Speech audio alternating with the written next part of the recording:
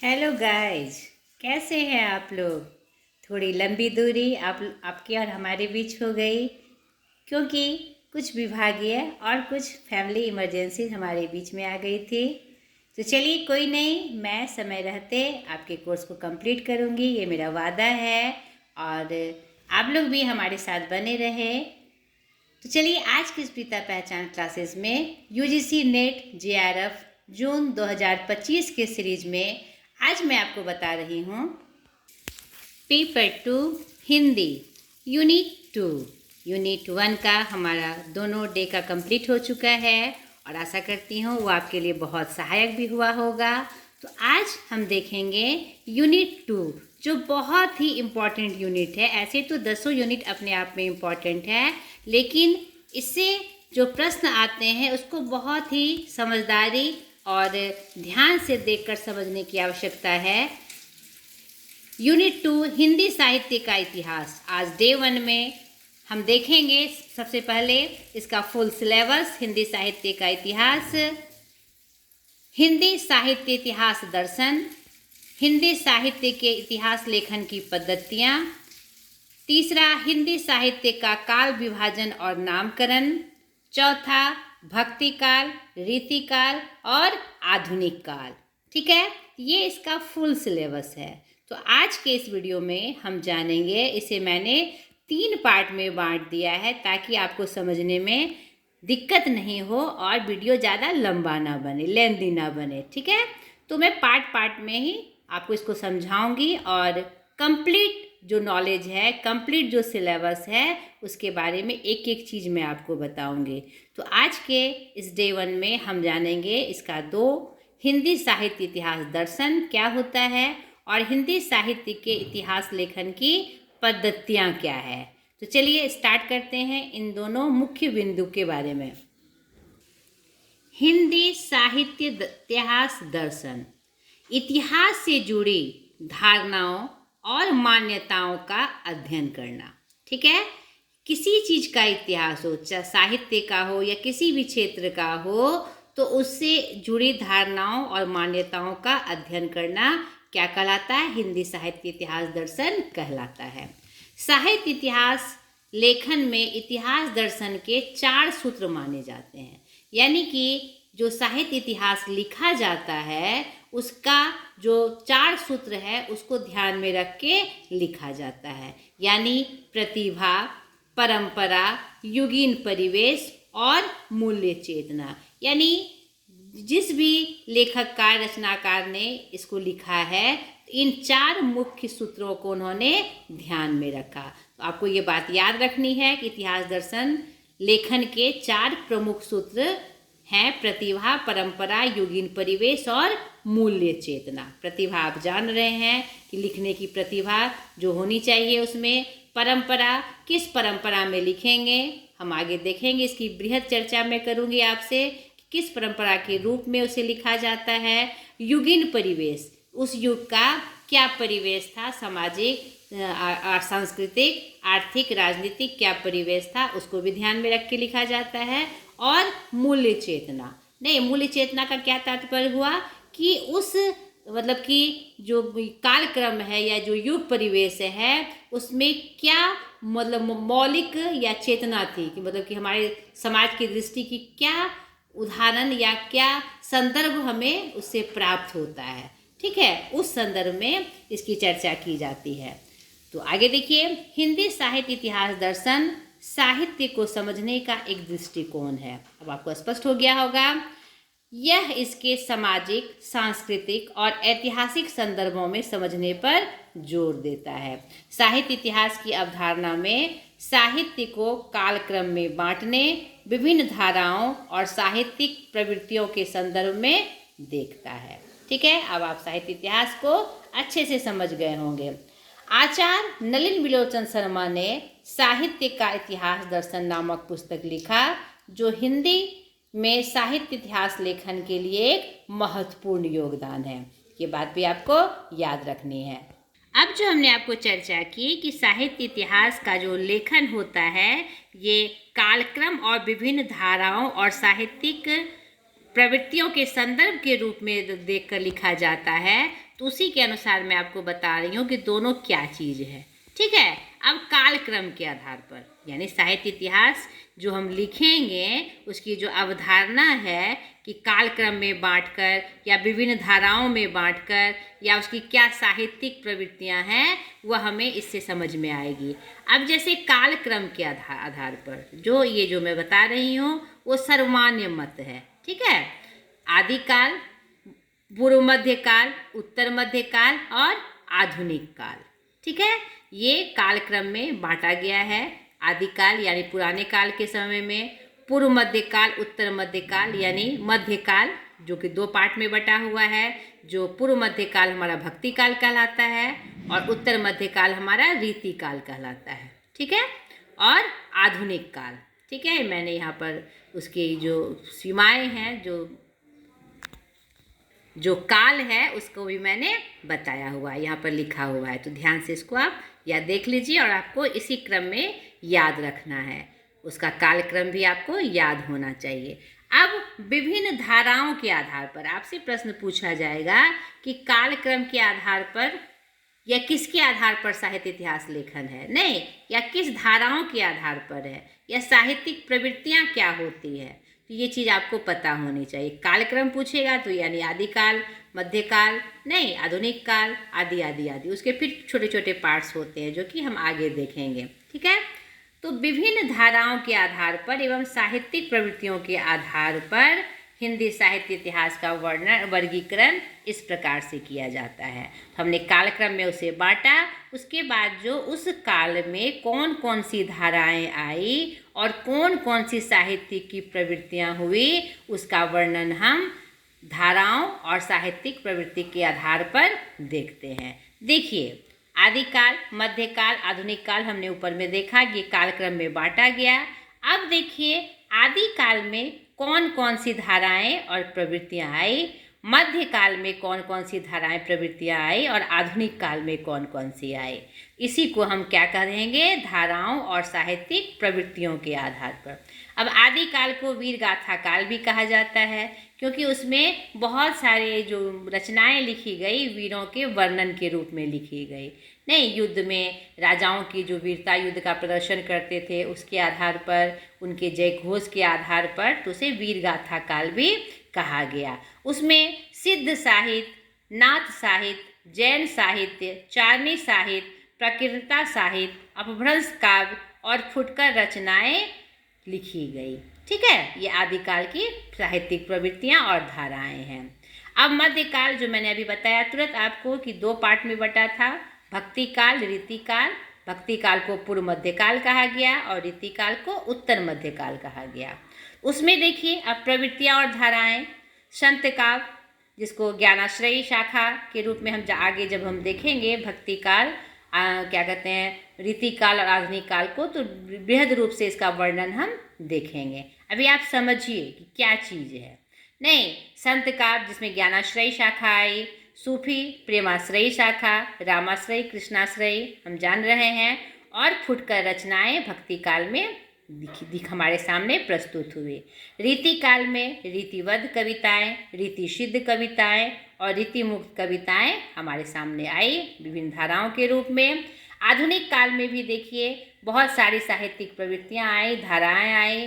भारतेंदु युग, द्विवेदी युग, छायावाद युग, छायावादोत्तर युग, जिसमें छायावादोत्तर युग में प्रगतिवाद, प्रयोगवाद और नई कविता का रूप हमारे सामने प्रस्तुत हुआ। इसको डिटेल से हम आगे देखेंगे जब हम कालक्रम में बांटेंगे। नहीं, विभिन्न कालक्रमों में जब हम बांट के देखेंगे विभिन्न रचनाकारों के माध्यम से, तो इसका पूरा डिटेल हम देखेंगे। तो ये आप समझ गए होंगे कि विभिन्न जो साहित्य इतिहास लिखा गया तो उसको कालक्रम किसे कहा गया, धाराएं और साहित्यिक प्रवृत्तियां क्या कहलाए। नहीं, हम आधुनिक काल में ये भी देखेंगे, आपने कभी कभी पढ़ा भी होगा इसको, कि शुक्ल युग, प्रेमचंद युग, यह भी हमारे आधुनिक काल में आता है। पूरे डिटेल से इसकी जानकारी मैं आपको दूंगी आगे। अब इसी क्रम में हमने जो जाना हिंदी साहित्य का इतिहास, जो हमारा यूनिट है कि हिंदी साहित्य के इतिहास लेखन की पद्धतियाँ क्या क्या है। हम इसकी तरफ भी जान ले। और इससे भी बहुत सारे सवाल आते हैं। इसमें कालक्रम पद्धति दे दिया जाएगा, वर्णानुक्रम दे दिया जाएगा और आपसे पूछा जाएगा ये कौन सी पद्धति है, या मिलान करें। ठीक है, इस तरह से प्रश्न इसमें आते हैं। तो अब हम जान लें इसके बारे में कि हिंदी साहित्य के इतिहास लेखन की पद्धतियाँ प्रमुख हैं। ठीक है, अब देखिए कालानुक्रमिक पद्धति। पहला है कालानुक्रमिक पद्धति, जो क्रोनोलॉजिकल मेथड इंग्लिश में कहलाता है। इस पद्धति में साहित्य के इतिहास को कालक्रम के अनुसार अर्थात समय के क्रम में व्यवस्थित किया जाता है, जैसे आदिकाल, भक्तिकाल, रीतिकाल, आधुनिक काल आदि। ये हमने इससे पहले देखा नहीं। ये क्या कौन सी पद्धति हुई?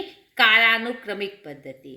हमने जब देखा कि साहित्य इतिहास दर्शन क्या है, तो कालक्रम के अनुसार साहित्य इतिहास का वर्णन साहित्य इतिहास दर्शन है। तो उसमें बहुत सारी पद्धतियाँ होती है, तो उस आधार पर साहित्य इतिहास लेखन को पूरा किया जाता है। तो उसी की जानकारी हम पूरी ले रहे हैं, तो ध्यान से आप देखिए और समझिए। ठीक है, तो इसमें 4 प्रमुख प्रवृत्तियां हैं। तो पहला कालानुक्रमिक पद्धति में कालक्रम के अनुसार जो साहित्य इतिहास को बांटा जाता है उस पद्धति को कहते हैं, जैसे आदिकाल, भक्तिकाल, रीतिकाल, आधुनिक काल। ये हमने ऊपर भी देखा। अब दूसरी पद्धति है वर्णानुक्रमिक पद्धति, अल्फाबेटिकल मेथड। इस पद्धति में ध्यान से समझिए, इस पद्धति में लेखकों और कवियों का विवरण उनके नामों के वर्णमाला के क्रम में दिया जाता है। यह पद्धति साहित्य के इतिहास को व्यवस्थित और सुलभ बनाती है। इसे समझिए थोड़ा ध्यान से, यानी कि कालक्रम में काल को लिया गया, समय को लिया गया नहीं कि कौन सा समय था, उसके आधार पर बांटा गया। और वर्णानुक्रम काल में जिस जिस काल में जो कवि रचनाकार हुए उनके नाम को व्यवस्थित करके, नहीं उस क्रम में जिस क्रम में हुए, आदिकाल से लेकर आधुनिक काल तक। ठीक है, तो उन रचनाकारों के नामों का वर्णमाला में सेट करके उनके क्रम के अनुसार व्यवस्थित किया जाता है। इससे क्या होता है कि यह जब आगे के लिए कोई इतिहासकार या कोई लेखक साहित्य इतिहास लेखन का काम करते हैं तो उसे मतलब समझने में उसको आसानी होती है और उसमें व्यवस्थित ढंग से उनका वर्णन उसे प्राप्त हो जाता है। ठीक है, क्योंकि नाम के अनुसार हम समझ जाते हैं कि ये किस कालक्रम के थे और उनका क्या रूप था। ठीक है, तो यहाँ पर कवियों और लेखकों का नाम के अनुसार उनके वर्णमाला के जो उनका नाम होता है, जैसे कि कुछ भी नाम देख लीजिए, सूरदास है, तुलसीदास है, नहीं तो अब सूरदास, तुलसीदास, तो स और तो। ठीक है, उस क्रम में पहले कौन हुए उनके जन्म के अनुसार और उनके नाम के अनुसार व्यवस्थित किया जाता है। ठीक है, तीसरी पद्धति है विधेयवादी पद्धति। इस पद्धति में साहित्य के इतिहास को सामाजिक, राजनीतिक और सांस्कृतिक संदर्भों के साथ साथ साहित्य की प्रवृत्तियों का विश्लेषण किया जाता है। इस पद्धति में जातीय परंपराओं, युगीन वातावरण और परिस्थितियों का वर्णन अपेक्षित होता है। यानी यह जो सब्जेक्टिव मेथड है विधेयवादी, यानी उस क्या विषय वस्तु थी, उस काल की क्या विषय वस्तु थी, उसका सामाजिक परिवेश क्या था, राजनीतिक और सांस्कृतिक संदर्भ परिवेश कैसा था, इसका वर्णन प्राप्त होता है। यह भी इतिहास लेखन की एक बहुत प्रमुख प्रवृत्ति है और इसका प्रयोग हमारे आचार्य रामचंद्र शुक्ल ने प्रमुखता से किया। आचार्य रामचंद्र शुक्ल जो साहित्य इतिहास लेखन में अग्रणी हैं, उन्होंने इसी पद्धति का प्रयोग किया है। यह बहुत प्रमुख प्रवृत्ति है। ठीक है, और ये पूरी तरह से प्रामाणिक भी होती है, क्योंकि इसमें इतिहास का जो सामाजिक, राजनीतिक और सांस्कृतिक रूप था उसका स्पष्ट वर्णन इसमें प्राप्त होता है। ठीक है, और इसमें मैंने ये भी बताया कि इसमें युगीन वातावरण और परिस्थितियों का वर्णन क्या है, अपेक्षित है। उसको देखकर हमें पूरे साहित्य इतिहास का जो दर्शन एक साथ प्राप्त हो जाता है सुलभ रूप में। चौथी प्रमुख पद्धति है विषयगत पद्धति। इस पद्धति में साहित्य के इतिहास को विभिन्न विषयों या प्रवृत्तियों के आधार पर विभाजित किया जाता है। ठीक है, यानी कि उस कालक्रम में कौन सी ऐसी प्रवृत्ति हुई या कौन से ऐसे विषय हुए जिसके आधार पर उसका वर्णन किया जा सके। जैसे प्रेम, युद्ध, प्रकृति, यानी कोई ऐसा प्रेम वर्णन उस कालक्रम में उसके अनुसार बताना, या कोई ऐसा युद्ध जो प्रसिद्ध युद्ध जिसके बारे में उसके जिक्र करना, यानी ये सब उदाहरण लेकर, विषय लेकर उसका वर्णन करते हुए इतिहास लेखन का काम किया जाता है। ठीक है, इसके अलावे साहित्य इतिहास लेखन की निम्न पद्धतियाँ भी प्रसिद्ध है। संप्रदाय के आधार पर, भूखंडों एवं बोलियों के आधार पर, राज दरबारों जाति के आधार पर, जातिगत आधार पर, विभिन्न जाति के जो लोग इतिहास में हुए, राज दरबार जो बड़े बड़े राजदार, किसके बाद कौन सा राज दरबार, कौन सा राज दरबार, कौन सा संप्रदाय, उसके आधार पर, और वैज्ञानिक लेखन, वैज्ञानिक तरह से व्यवस्थित करते हुए, संदर्भित करते हुए भी इतिहास लेखन की प्रक्रिया को लिखा जाता है, किया जाता है। ठीक है बेटा, इसी संदर्भ में कुछ अन्य महत्वपूर्ण बातें जो मैंने जिक्र भी किया। आचार्य रामचंद्र शुक्ल ने अपने इतिहास लेखन में विधेयवादी पद्धति का प्रयोग किया था। ये बात आपको एकदम वीवीआई के रूप में याद रखनी है।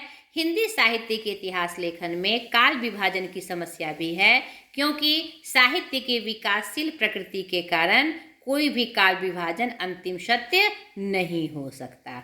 ये बात भी आपको याद रखनी है कि इतिहास लेखन में काल विभाजन की भी समस्या आती है। हाँ, ठीक है। हिंदी साहित्य के इतिहास के अध्ययन के लिए जातीय परंपराओं, सामाजिक, राजनीतिक और सांस्कृतिक वातावरण का विश्लेषण आवश्यक है। ठीक है, हिंदी साहित्य के इतिहास लेखन में यूरोपीय इतिहास लेखन की दृष्टि का प्रभाव भी देखा जा सकता है। यह प्रश्न भी कितनी बार दोहराया गया है कि इसमें यूरोपीय का दिखा जाता है दृष्टि।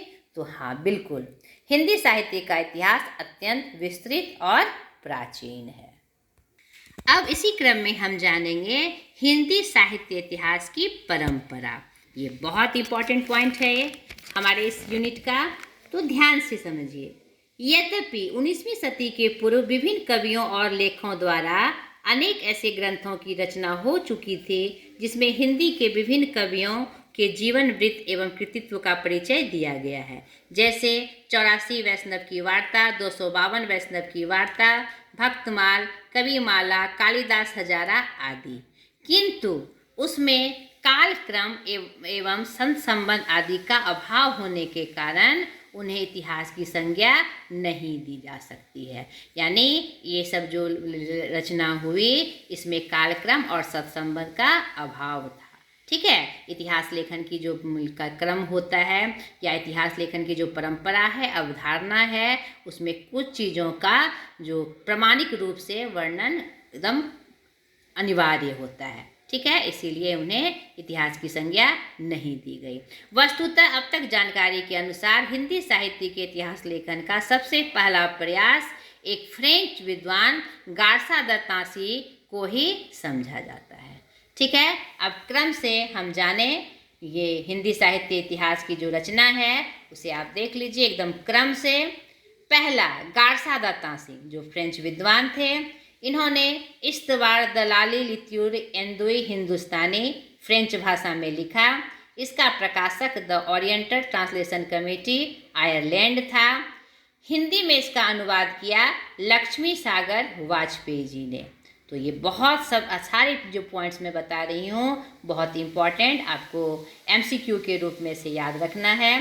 एकदम पूरी बातें नहीं, रटने की बात नहीं है, पूरा क्रम से हम जाने कि इस संदर्भ में कौन कौन से प्रश्न आ सकते हैं। सारी चीज़ें आपको ध्यान से याद में रखनी है, एकदम स्मरण में रखनी है। ठीक है, तो इस्तवार दलाली लित्यूर एंदुई हिंदुस्तानी उनके रचना का नाम था जो फ्रेंच भाषा में था। इनका प्रकाशन ओरिएंटल ट्रांसलेशन कमेटी ने किया और हिंदी में अनुवाद लक्ष्मी सागर वाजपेयी जी ने किया। 2 संस्करणों में यह प्रकाशित हुआ। प्रथम संस्करण जो हुआ इसका प्रथम भाग 1839 ईस्वी और दूसरा भाग 1847 ईस्वी। ठीक है, द्वितीय संस्करण प्रथम भाग 1870 और द्वितीय भाग 1871। इसमें काल विभाजन नहीं है। ठीक है, ये पूरी जानकारी गार्सादा तासी विद्वान, जो विद्वान थे फ्रेंच विद्वान, उसके बारे में मैंने आपको दी। ठीक है, इसमें काल क्रमानुसार लेखक परिचय, युगीन प्रवृत्तियों का वर्णन है। अंग्रेजी वर्णमाला हिंदी प्लस उर्दू के 738 कवि, जिनमें हिंदी के 72 कवि का वर्णन प्राप्त होता है।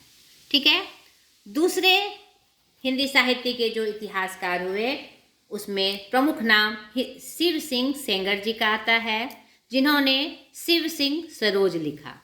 ठीक है, 1883 ईस्वी में। सन ईस्वी भी आपको याद रखना है सबका। लगभग 1000 कवियों का जीवन वृत्त शामिल किया गया इसमें। तीसरा, George Grierson, the modern vernacular literature of Hindustan, 1888 ईस्वी में। इन्होंने अंग्रेजी में लिखा और इसका प्रकाशन एशियाटिक सोसाइटी ऑफ बंगाल की पत्रिका विशेषांक के रूप में प्रकाशित किया गया था, और यह प्रकाशित और मुद्रित किया गया था, और वास्तव में सच्चे अर्थ में ये हिंदी साहित्य का इतिहास कहा जा सकता है। याद रखनी है आपको ये बात। हिंदी साहित्य के इतिहास लेखन का तीसरा यह प्रयास था। पहला गार्सादा तांसी जी का, दूसरा शिव सिंह सेंगर जी का। ठीक है, इसमें हिंदी साहित्य के काल को 11 भागों में बांटा गया है। एकदम याद रखना है आपको ये सब चीज़। इसमें पहली बार हिंदी साहित्य के कवियों को काल क्रमानुसार वर्गीकृत करने का भी प्रयास किया गया। इसका हिंदी अनुवाद डॉक्टर किशोरी लाल गुप्त ने किया। ठीक है, ये अंग्रेजी में था और इसका हिंदी अनुवाद डॉक्टर किशोरी लाल गुप्त ने किया। इसे हिंदी साहित्य का प्रथम इतिहास कहा जाता है। ये तीसरा प्रयास था साहित्य इतिहास लेखन का, लेकिन हिंदी साहित्य का प्रथम इतिहास इसे कहा जाता है। जॉर्ज ग्रियर्सन ने भारत की 179 भाषाओं और 544 बोलियों का सर्वेक्षण किया था। ये बात भी आपको याद रखनी है। चौथे लेखक हैं मिश्र बंधुओं द्वारा। जो साहित्य इतिहास लेखन हुआ, चौथा प्रयास मिश्र बंधुओं द्वारा। मिश्र बंधुओं में 3 भाइयों का नाम आता है, गणेश बिहारी मिश्र, श्याम बिहारी मिश्र एवं सुखदेव बिहारी मिश्र जी का। इसे ही क्या कहा गया? मिश्र बंधु। इन्होंने मिश्र बंधु विनोद की रचना की। हिंदी में किसी भारतीय द्वारा लिखा गया पहला इतिहास। ठीक है, जो कि 4 भागों में विभक्त है। प्रथम 3 भाग का प्रकाशन 1913 में और चतुर्थ भाग 1934 ईस्वी में। काल विभाजन 5 भाग इसमें काल विभाजन किया गया है और 4591 कवियों को शामिल किया गया है। सारे पॉइंट्स आपको याद रखने हैं एकदम इम्पॉर्टेंट रूप से। इसी से प्रश्न पूछे जाते हैं। यही सब प्रश्न आपके क्वेश्चंस में एमसीक्यू में आते हैं। ठीक है, तो मैंने पूरा विवरण एकदम सिस्टमैटिक करके स्टेप बाय स्टेप आपको बताया है। आपको अपनी तैयारी मजबूती से रखनी है। ठीक है, मिश्र बंधु विनोद को हिंदी में पहला वैज्ञानिक इतिहास भी माना जाता है। ये बात भी आपको याद रखनी है। हिंदी साहित्य इतिहास के लेखन के कालक्रम की दृष्टि से ये चौथे लेखक थे, तो मैं क्रम से ही बता रही हूँ। 5वें हैं आचार्य रामचंद्र शुक्ल, जिन्होंने हिंदी साहित्य का इतिहास लिखा।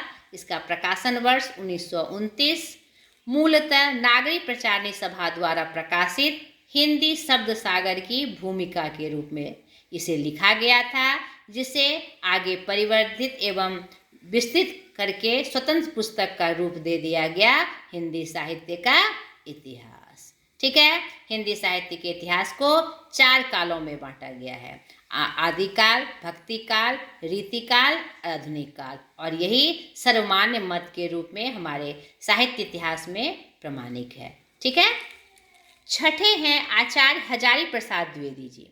इन्होंने हिंदी साहित्य की भूमिका लिखी साहित्य इतिहास के क्रम में। इसका प्रकाशन वर्ष 1940 और हिंदी साहित्य का आदिकाल खंड के रूप में 1952। ठीक है, ये बात भी आपको याद रखनी है। और तीसरा इन्होंने लिखा था हजारी प्रसाद द्विवेदी जी ने, हिंदी साहित्य का उद्भव एवं विकास 1952। तो 3 पुस्तकें इनकी साहित्य इतिहास के क्रम में प्राप्त होती है।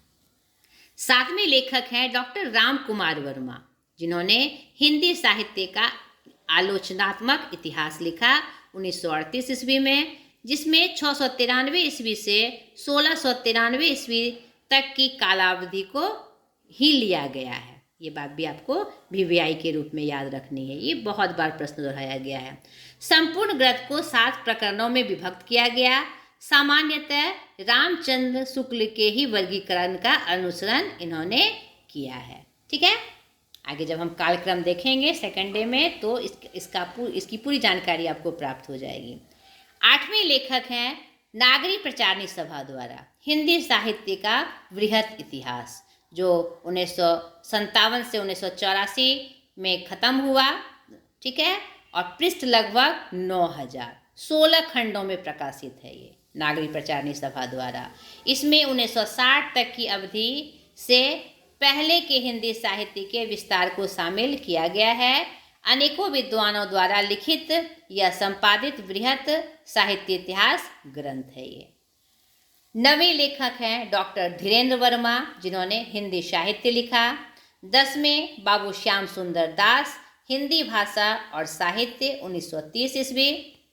उपयुक्त इतिहास ग्रंथों के अतिरिक्त भी अनेक शोध प्रबंध और समीक्षात्मक ग्रंथ लिखे गए, जो हिंदी साहित्य के संपूर्ण इतिहास को तो नहीं किंतु उसके किसी एक पक्ष, अंग या काल को नूतन ऐतिहासिक दृष्टि और नई वस्तु प्रदान करते हैं। यानी क्या मतलब हुआ इसका कि इसके अलावा बहुत सारे रचनाकारों ने लेखकों ने पूरा इतिहास तो नहीं लेकिन कुछ पार्ट में नए रूप में प्रस्तुत किया उसे। ठीक है, जिसमें डॉक्टर भागीरथ मिश्र द्वारा हिंदी काव्य शास्त्र का इतिहास, डॉक्टर नगेंद्र रीति काव्य की भूमिका, हिंदी साहित्य का इतिहास, हिंदी वाङ्मय 20वीं सदी, डॉक्टर नगेंद्र जी ने लिखा, जो बहुत ही प्रमुख ग्रंथ है यह। परशुराम चतुर्वेदी द्वारा उत्तरी भारत की संत परंपरा, श्री प्रभु दयाल मित्तल द्वारा चैतन्य संप्रदाय और उसका साहित्य, राम स्वरूप चतुर्वेदी द्वारा हिंदी साहित्य और संवेदना का विकास, जिसका प्रकाशन लोक भारती प्रकाशन के द्वारा इलाहाबाद में किया गया 1986 में। बच्चन सिंह द्वारा हिंदी साहित्य का दूसरा इतिहास, राधाकृष्ण प्रकाशन नई दिल्ली। डॉक्टर मोहन अवस्थी हिंदी साहित्य का अद्यतन इतिहास, बाबू गुलाब राय हिंदी साहित्य का सुबोध इतिहास आदि। ठीक है, ये सब कुछ पार्ट्स वाले जो साहित्य इतिहास के रूप में लिखा गया, इसका वर्णन भी मैंने आपको बताया और इससे भी प्रश्न बनते हैं। आपको किताब का नाम दिया रहेगा और ये किसकी रचना है, या सुमेलित करने के लिए दे दिया जाएगा कि यह किनकी रचना है, मेल करने के लिए। तो आपको ये बात भी इम्पोर्टेंट रूप से याद रखनी है। तो आज की वीडियो में हमने डे 1 में हिंदी साहित्य इतिहास दर्शन और हिंदी साहित्य के इतिहास लेखन की पद्धतियाँ की पूरी जानकारी प्राप्त की। आशा करती हूँ ये आपके लिए बहुत सहायक हुआ होगा। और यहीं पर आपकी ड्यूटी समाप्त नहीं हो जाती। मैंने आपको शुरू में ही हिंट किया है, जब मैंने स्टार्ट किया था, जो मैंने रणनीति बनाई थी, आपको UGC नेट की तैयारी की, तो मैंने आपको बताया था कि हर यूनिट के बाद आपको उसका MCQ क्वेश्चन करना है, उसकी प्रैक्टिस करनी है। तो ये आपको बिल्कुल नहीं छोड़ना है। ठीक है, तो आप फिर से वो बात मैं दोहरा रही हूँ कि ये जो दोनों पार्ट्स मैंने पढ़ाए, इसका MCQ क्वेश्चन का कम से कम 4-5 सेट आपको देखना है, बनाना है। उससे क्या होगी, आपकी पकड़ मजबूत होगी और आपको लगेगा कि आपकी तैयारी कहाँ तक हो पाए। जो मुख्य रूप से जिसकी जो मेन सिलेबस है, मैं उसको आपको बताते चली जा रही हूँ, लेकिन MCQ क्वेश्चन से क्या होगा, आपको लगेगा कि मेरी पकड़ यहाँ तक मजबूत हुई है। ठीक है, तो आपको वो ज़रूर करना है। तो चलिए आज के वीडियो में इतना ही। अगले वीडियो में फिर इसी यूनिट का जो सेकंड डे होगा हमारा हिंदी साहित्य का काव्य विभाजन और नामकरण में फिर प्रमुख बिंदुओं को हम देखेंगे। तो आज तक के लिए इतना ही। तो इसे मेरे वीडियो को आगे बढ़ाने के लिए, ताकि उन आकांक्षियों तक मेरी बातें पहुँचे, इसके लिए मेरे चैनल को सब्सक्राइब करें, शेयर करें और मुझे सपोर्ट करें। बाय।